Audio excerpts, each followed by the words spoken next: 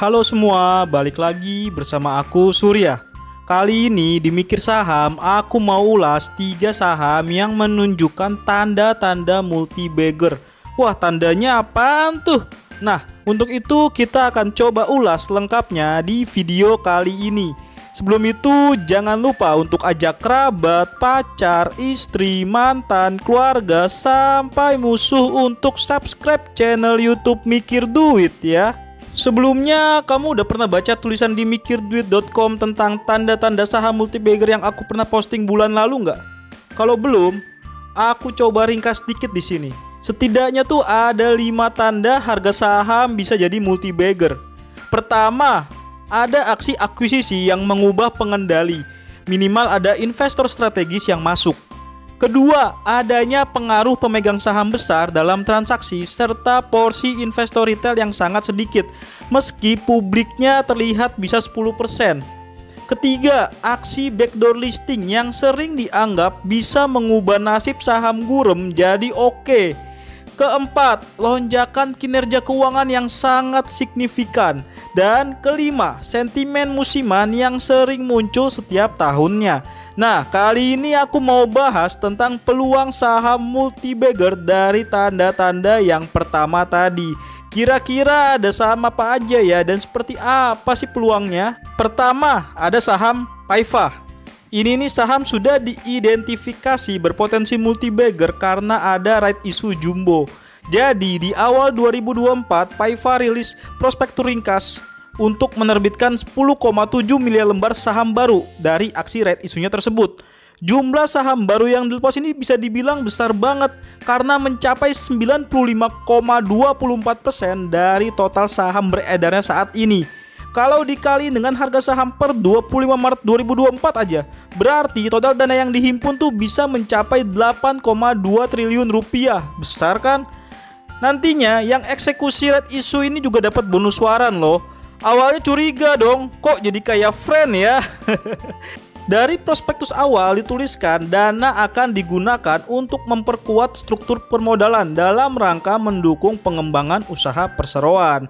Di saat yang sama nih, si Paiva mau akuisisi Probiotek, salah satu perusahaan asal Australia. Nah, nilai akuisisinya tuh sekitar 2,59 triliun rupiah. Jadi, si Probiotek ini adalah perusahaan farmasi besar asal Australia yang bermitra dengan banyak perusahaan farmasi dunia seperti Pfizer dan kawan-kawan.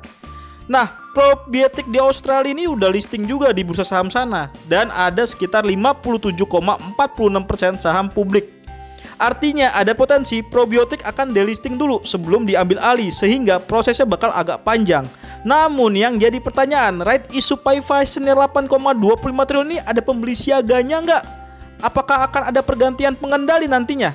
Paiva sendiri baru saja berganti pengendali pada 2020. Saat itu Rejuve, salah satu perusahaan investasi asal Singapura, mengakuisisi Paiva dari Pyridam International. Lalu apakah saatnya Rejuve divestasi sekarang sehingga ada right issue jumbo ini? Perubahan pengendali dan integrasi dengan biotech bisa jadi game changer bagi Paiva. Hanya saja prosesnya mungkin masih butuh waktu. Menariknya, posisi harga saham Paiva saat ini sudah turun dari pasca booming di awal 2024 yang sempat tembus ribuan per saham. Aku nggak mau jamin saham ini bakal multi-bagger, tapi kalau mau coba bisa titip sendal nih di harga 700-an per saham kayak sekarang karena relatif lebih rendah. Kedua, ada DGNS, perusahaan yang juga masih terkait di sektor kesehatan. Mau right issue, ya nggak jumbo-jumbo banget sih, tapi aksi korporasinya menarik ini.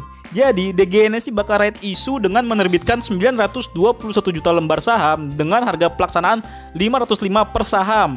Nah, catatannya harga pelaksanaan ini di atas harga pasar saat ini yang sekitar 300-an rupiah per saham. DGNS akan menghimpun dana sekitar 465 miliar rupiah. Dana itu disebut untuk mengakuisisi Asaren, perusahaan penelitian dan pengembangan ilmu kedokteran, salah satu terkait DNA berbasis AI di Singapura. Biaya akuisisi Asaren ini senilai 357 miliar. Dalam proses akuisisi ini ada yang menarik. Jadi, akuisisi akan dilakukan dalam 2 skema. Pertama, skema imbreng. Imbreng ini adalah skema di mana penyuntikan modal dilakukan dengan aset non tunai seperti kepemilikan perusahaan. Nah, Di sini, aset REN senilai 322 miliar akan dimasukkan ke DGNS lewat skema right issue. Jadi, DGNS right issue 465 miliar itu di mana 322 miliarnya itu diberikan dalam bentuk kepemilikan saham Asaren oleh pemegang saham Asaren. Artinya, pemegang saham Asaren akan jadi pemilik DGNS juga. Apalagi BMHS sebagai pengendali tidak akan mengeksekusi hak saham barunya. Konsorsium Asaren akan menjadi pemegang saham terbesar di DGNS sekitar 37%. Tapi belum tentu jadi pengendali juga ya, karena jumlah pemegang saham Asaren cukup banyak, sekitar 21 pihak. Lalu kedua, transaksi akuisisi dengan tunai, di mana DGNS akan membayar 35 miliar untuk sisa saham Asaren.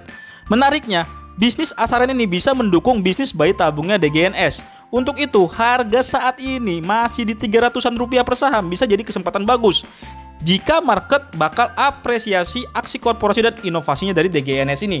Bercandaannya sih, masa Cathie Wood nggak tertarik masuk DGNS sih? Tapi ini cuma bercandaan ya. Meski jika kita lihat tandanya ada investor strategis yang masuk, harusnya ini menjadi pertanda DGNS bisa meroket. Walaupun belum tentu jadi multi-bagger. Ketiga, ada NCKL yang udah sering aku omongin juga sih di video-videoku sebelumnya.